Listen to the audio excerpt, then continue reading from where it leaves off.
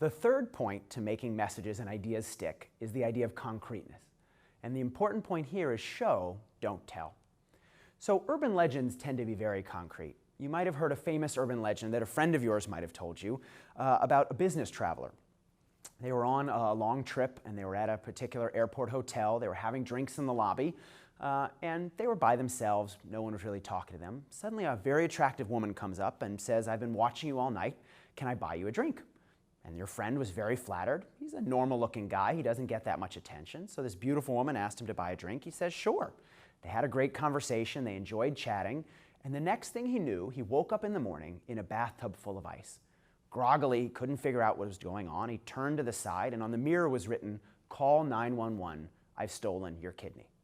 Now, you've probably heard that urban legend. It's circulated around the world many times. But think about the details of that you remember that you've heard.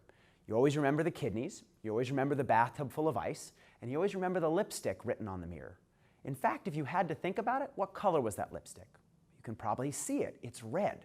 How did that ice feel? It was probably very cold. What does that bathtub look like? You probably have a mental image in your mind. Urban legends use concrete details to help us remember the key points.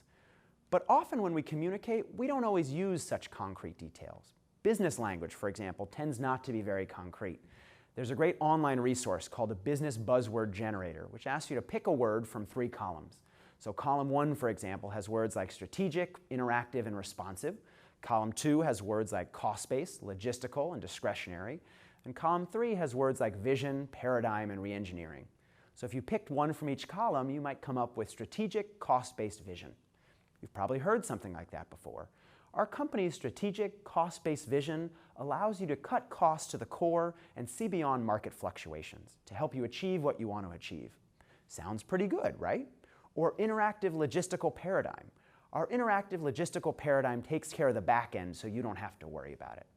These things sound pretty good when you hear them. In fact, you probably have a friend or know a company whose mission statement uses a couple of these words.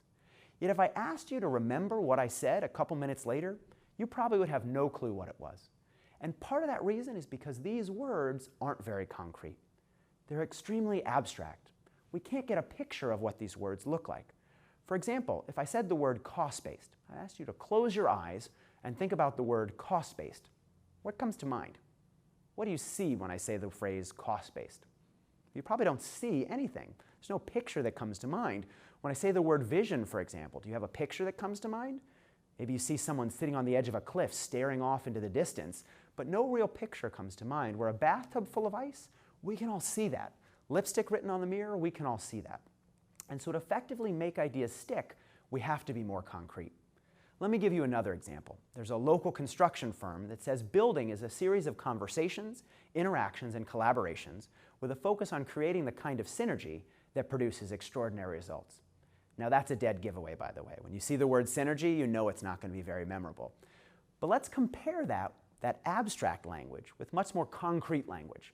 Let's take an event planner, for example, who says, well, who designs it, arranges it, brings it, loads it, drapes it, pins it, hangs it, lights it, and then takes it all down so you don't have to?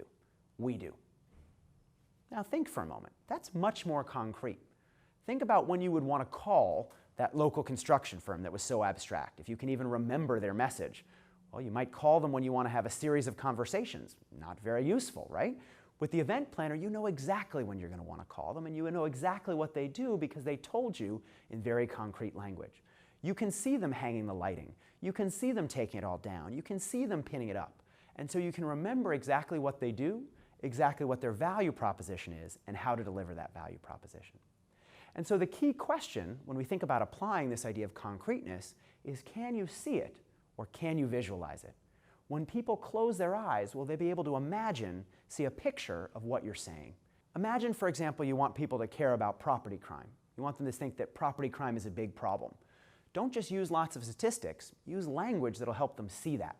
Talk about shattered glass, for example, right? Or help them feel something and see the picture you're talking about. The door was ajar when I came home, for example, versus property crime is a big problem.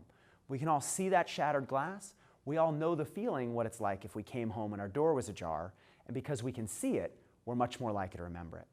One more fun example. Boeri makes ski helmets.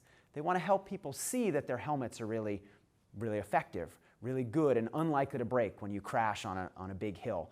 Well, they could say something like, our helmets can withstand thousands of pounds per square inch of pressure, but that's not what they do. Very simply, they show an ad with this picture, and it's got a chicken on a conveyor belt, and it's got a number of packages of chicken that have gone through the chicken processing plant and have been churned into chicken parts, and then they've got one chicken sitting there with a Boeri helmet on, and a woman staring at the chicken. And what that says is, wow, concretely, it must be a really powerful, effective helmet. It must be really safe. It must be really hard to break, because it made this chicken not get turned into chicken pieces. By turning that abstract into concrete, by helping people see how good that helmet was in protecting people's heads, it made it much more concrete and much more memorable as a result.